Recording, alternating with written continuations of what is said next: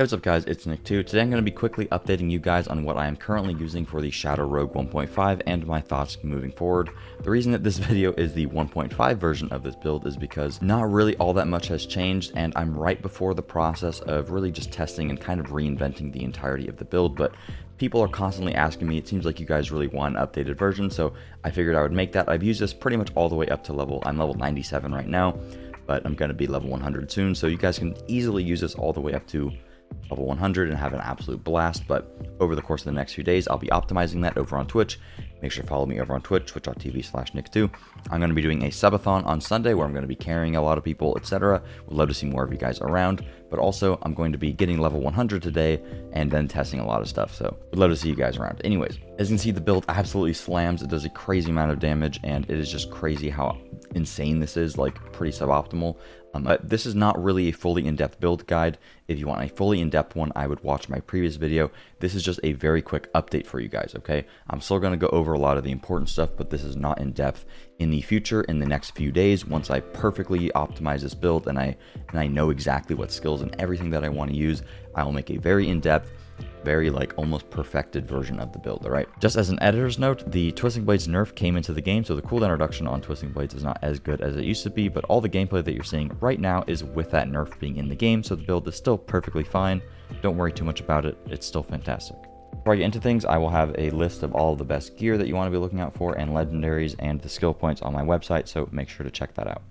My recording got corrupted, so we got to re-record that. So basically the difference between my previous build and this build is that I just swapped Shadow Clone for Death Trap. That is the main thing. My gear is a little bit different, but the reason for swapping Shadow Clone for Death Trap is not that Shadow Clone is bad. If you like it, obviously keep using it. It does a pretty good amount of damage. It has very high uptime, and the unstoppable that it gives you is great for just not dying. Death Trap is just really good if you are speed clearing dungeons, which is what I've been doing nonstop pretty much for the last 4 days. It has very good synergy with Shadow Imbuement. You pull everything in, you just nuke everything down. It's just a really good skill. It does a ton of damage. The main problem with it is the long cooldown. The cooldown gets reduced by 10 seconds if you happen to kill an enemy with it, which you pretty much always will, but it's still 32-second cooldown. There are ways to reduce that, which would be way better if I had a lot better gear, which I'll obviously go into. Ultimately, I think that this could be a better version, the best version of this build is with using Death Trap, because it is just so incredibly powerful. The pull-in effect is just really, really good, and it does synergize pretty well with all the stuff that we're doing. But it's difficult to get the cooldown low, and it's difficult to fully take advantage of all of the trap stuff, and I think that this is only a perfect best build case scenario if you have insanely low cooldown on it. One of the ways that we are getting low cooldown is via using Preparation. Every 100 energy spend reduces your ultimate skill cooldown. So basically, we're going to be having really high attack speed, spamming our Twisting Blades, reducing the cooldown of our Death Trap. Also, what's really nice is anytime you use the Death Trap, it'll just reset everything else, which is nice for mobility. But also, you can preempt the Shadow Imbuement, pop the Death Trap, and then have your Shadow Imbuement back immediately. So you can get 4 Shadow Imbuments instantaneously, which is fantastic. If you're fighting a boss, you always want to swap the Inner Sight. Preparation is just great for the CDR, and you pretty much need it if you want to be able to use Death Trap consistently. Another thing that you need to use Death Trap consistently is, I'll get into the skill tree in a second, Exposure. Exposure makes it to where you just have a chance to reduce the active skill cooldown of your traps. You pop this with Shadow Imbuement, pull everything in, nuke everything. If there is enough mobs, you will proc this enough to instantly reset the cooldown of Death Trap, but this is reliant on there being enough mobs and them not instantly dying to your Death Trap.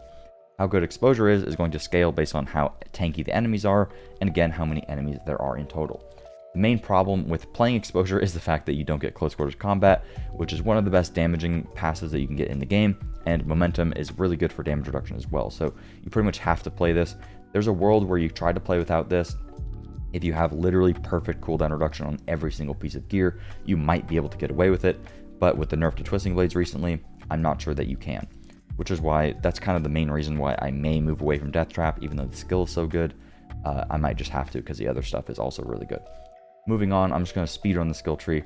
Puncture, Twisting Blades, Sturdy Siphoning for the heal and damage reduction, Shadow Step for the crit and the stun, Weapon Mastery is goated, get +3 on the amulet for extra damage when you use a sword.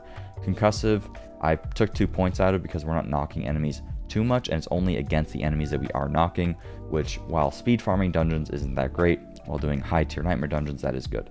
1 point to trick attacks, Dash for the crit, Exploit and Malice are broken for damage, Shadow Imbuement for the Vuln, And then the consuming shadows for the energy is crazy. Also synergizes pretty well with Death Trap.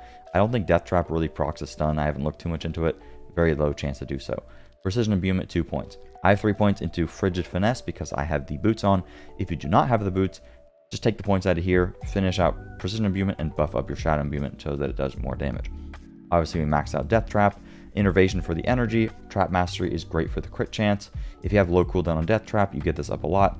If your cooldown isn't great on Death Trap, I think this is kind of a waste of 3 points because it only lasts for 4 seconds, but it is quite good, 12% crit.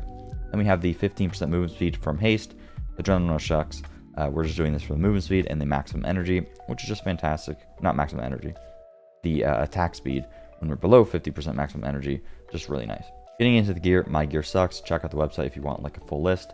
On the crossbow, you want Twisting Blades Orbit You, because that is pretty much mandatory and you want that to be on your crossbow.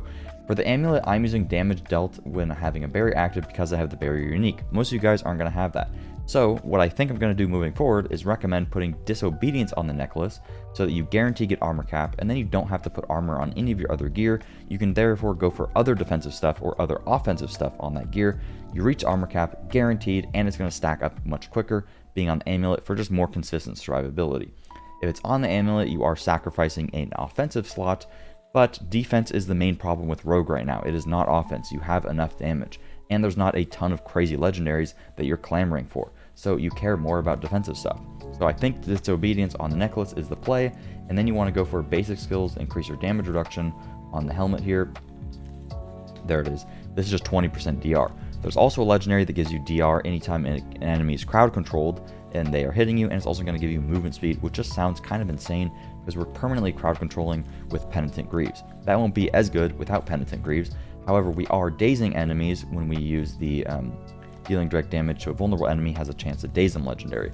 This is very good when we are using this setup because otherwise we don't have much CC, and this just really helps us on fighting elites. It is not as consistent as Poison Trap is, but I still think that it is fantastic. There's a world where I might actually use Smoke Bomb, Secret Tech. Not going to get into it. Going to try that today on stream. This is still really good for the daze, and it also works with trick attacks because we are dazing, critting, which is then going to knock down, so that is great. Other damage stuff that you want is restore resource when you crowd control an enemy. We aren't doing it too much, but it is very nice with Penitent Greaves. I believe pulling enemies counts as crowd control as well, but I could be wrong on that. And then we have Blast Trappers, which literally is useless for this build. It's good for the other trap build, but it's useless, and I have it on right now for no reason. Increase your damage with Edge Masters because it's 20% damage based on primary resource. That's really good. Make an enemy vulnerable, gives you 9% crit. That's really good. This is one of my favorite ones, Accelerating Aspect. Crits give you attack speed. That's fantastic. And then obviously I have the Barrier, and I have the Chill, which I made a video on yesterday. When it comes to stats on each of the pieces, on the helmet, I think you forego total armor if you're doing Disobedience on the necklace, okay? In that case, you can get maximum life, maximum energy, cooldown reduction, ranks of Shadow Imbuement. That's crazy. Chest piece, you want damage reduction and damage reduction from close enemies. That's the best bet. For the gloves, you want crit chance, ranks of Twisting Blades, trap skill cooldown reduction, and attack speed. I don't have attack speed. Ranks of Twisting Blades is the single most important thing that I think you can get on any of your gear. Make sure to get a Rank to Twisting Blades gloves immediately. That is going to massively increase your damage. For the pants, I'm using the Barrier Pants. They're pretty bad. Check the website if you're not using Barrier Pants because I have a list of the stats that you care for, which I don't remember at the moment. The boots, same thing. I'm using the movement speed ones, I'm using Penitent Greaves, which gives you 25% movement speed. I'm literally the fastest person in the game. It's kind of crazy. I have like 175% movement speed or something.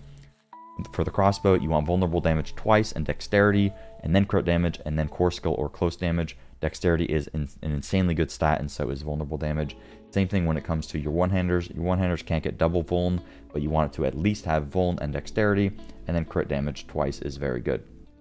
Both of these rolls are basically perfect. My rings are terrible, but you can get vuln damage, crit chance, and crit damage on them, and then like damage to close or chilled, which would be ideal. Getting the crit chance max rolled is very good. My rings, this is literally a level 50 ring that I have equipped. Level 79 because I re-imprinted it, but it's a sacred item. My rings suck. The amulet, you want it to have 3 ranks of weapon mastery. You want it to have cooldown reduction. I think you can get trap skill cooldown reduction. I'm not sure on that one. but you can definitely get ranks weapon mastery, cooldown reduction. And outside of that, I think you want damage reduction flat and damage reduction from close. If you can get some sort of combination of that, that would be good. The amulet is very good. Also, if you have the boots, you can get ranks to frigid finesse, which is the damage to chilled, if I can find it. Yeah, the 15% damage to chilled, which is kind of broken. You could get 3 ranks to that again, which would be another 15%. Or you could get ranks to malice, which is also incredibly good because it is multiplicative vulnerable damage rather than additive with the other vulnerable damage sources. So that's pretty much it for the gear. My character is scuffed, but we're going to be fixing it all tonight. I've been saving pretty much everything, and I just have been putting it off until I get to level 100, which I will be soon. When it comes to the Paragon board, my Paragon board is something that I'm also putting off and is very, very scuffed. I don't even have a 5th board yet. I know what I want to do, but not 100% because it kind of depends on what I'm doing. So right now I have closer in for the damage reduction, and then I immediately went for exploit. This is an early game thing. Later game, I think you swap this out. And then I went into no witness. These nodes, a lot of these nodes I'm taking are useless because I just have a whole bunch of extra points. No witness is great for the damage. You always want to beeline exploit because this is guaranteed vulnerable. Best glyph in the game, no question. And then on the next board, I went cheap shot because this just gives you a crazy amount of extra damage. And then I went for combat, which I don't even have enough intelligence to get the full benefit of because I haven't gotten this to rank 15 yet. But once you get this to rank 15, there's a lot of intelligence on this board, so you can get the extra damage with core skills and the refund for energy, which is fantastic. And then I went to the trapper board, which I'm pretty sure you actually don't do if you're playing this death trap build. I'm not sure though. You get a decent bit of trap skill cooldown reduction, and I would get even more if I had more points. And it does give you deadly ambush, which is great, but you don't have great uptime on it. It's pretty much just for your death trap. And then I went ambush, so that I deal 2% increased damage to targets afflicted by trap skills, and you get another 10% multi, which is very good. I would probably swap this out though.